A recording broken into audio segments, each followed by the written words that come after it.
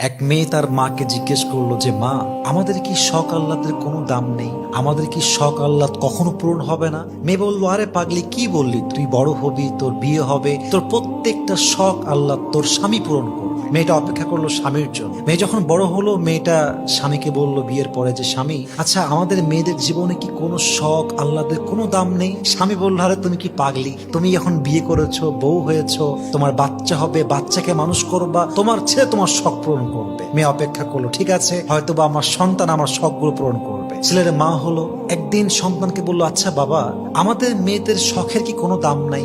আমাদের আহ্লাদের কোনো দাম কি পৃথিবীতে নেই?